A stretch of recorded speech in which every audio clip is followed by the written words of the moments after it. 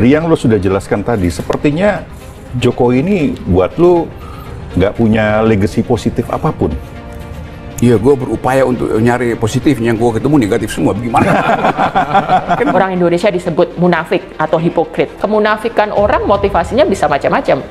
Bisa orang munafik mengatakan bahwa enggak, anak saya enggak akan ke politik, anak saya nggak akan jadi presiden, tapi kemudian lain lagi. Emang Jokowi jahat ya Bang? Bahkan seluruh kejahatan Jokowi itu tidak sebanding dengan seluruh kejahatan yang pernah dibuat di era reformasi itu. Karena Jokowi adalah puncak dari kejahatan. Gue ucapin itu secara serius ya. Begitu menjelang mundurnya Pak Jokowi ini, kemudian muncul sekali fakta-fakta yang bikin kita miris memang. Selama 10 tahun yang dilakukan oleh Presiden Jokowi itu bukannya kemajuan untuk bangsa ini, tapi malah kerusakan. Itu menjadinya, kalau dulu kan ada buzzer selalu ngomong bahwa 10 tahun ya presiden yang lain ngapain aja karena semua dikerjain oleh Jokowi kan gitu. Seorang raja yang dipoles demikian rupa sehingga dia nggak ngerti lagi bahwa sebetulnya dia lagi telanjang, tapi oleh punggawa dia, punggawa itu artinya lembaga survei ya. Polster yang kerok juga lembaga survei. Yes, bapak lagi pakai sutra halus. Kepuasan publik tinggi. Iya, tapi saya nggak lihat. Iya, justru karena terlalu halus maka raja nggak bisa lihat busanya sendiri. Sampai dia keluar. Terus ada anak yang beritahu, raja kamu telanjang tuh. Nah anak itu namanya BM Trisakti. Ini kan tradisi Kompas tuh, di ujung kekuasaan baru mulai ngomong kritis tuh. Beda dengan Tempo itu hajar terus dari awal tuh. Jadi posisi-posisi jurnalis ini yang sebetulnya memperlambat kita untuk mengerti keadaan.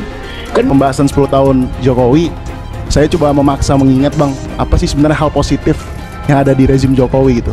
Yang ada malahan cuma catatan-catatan hitam selama dia 10 tahun. Nah, saya mengingat bahwa Rousseau pernah mengatakan Republik adalah konsep yang begitu besar memberikan kebebasan kepada rakyat.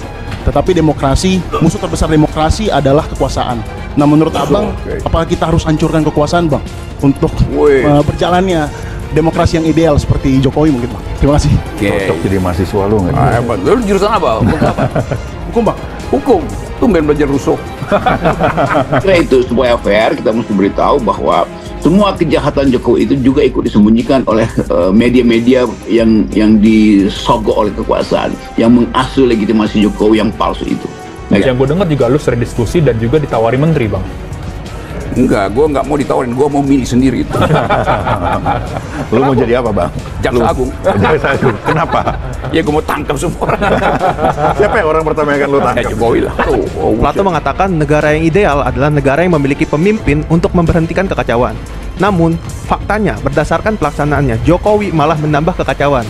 Nah, Plato pun juga menambahkan, seorang pemimpin harus memiliki sifat yang bijaksana dan seorang filsuf. Nah, apakah Jokowi punya kedua sifat itu?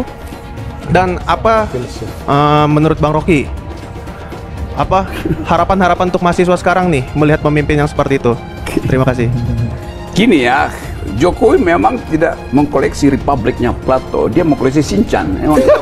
Jokowi itu, tapi Prabowo tentu tahu kan, pakar-pakar ekonomi, statistik dan ahli IT di Prabowo itu ngerti modeling yang harus dilakukan harus berbeda dengan yang ada pada Jokowi. Jadi dengan kata lain, Prabowo mungkin mengatakan, oke, saya tahu bahwa saya dibesarkan dalam tradisi Presiden Jokowi, tapi saya juga tahu manipulasi di dalam rejim ini tuh. Jadi bagaimana mungkin Prabowo akan diingat oleh dunia kalau dia masih bawa baggage sampah politik dari Jokowi kan? Semua dosa yang dikumpulkan selama 10 tahun itu jauh lebih besar ketimbang 98 secara argumentasi. Misalnya dosa tentang kemakmuran itu kan. Kan kita lihat setiap malam ada kira-kira 19 juta orang Indonesia tidur dengan perut kosong. Nggak pernah terjadi di zaman Soeharto. Apalagi kemudian Asian values digunakan untuk menjustifikasi dinasti politik. Asian values ini kan dipakai oleh para pemimpin-pemimpin negara yang ingin menciptakan narasi untuk melanggengkan kekuasaan. Di balik Asian values ternyata ada korupsi, nepotisme, kolusi besar-besaran. Bahwa beban Pak Prabowo bukan sekedar menentukan arah ekonomi, tapi mengikat kembali demokrasi itu, dan itu hal yang hanya bisa dibuat atau direkayasa ulang kalau Prabowo betul-betul ingin menghidupkan the supremacy of civilian values, dan nah, ini demokrasi dia matikan dulu supaya kejahatannya itu tidak terbaca oleh mahasiswa. Padahal sebetulnya bagi mahasiswa dia lebih percaya Rousseau daripada percaya lembaga-lembaga surveinya Jokowi.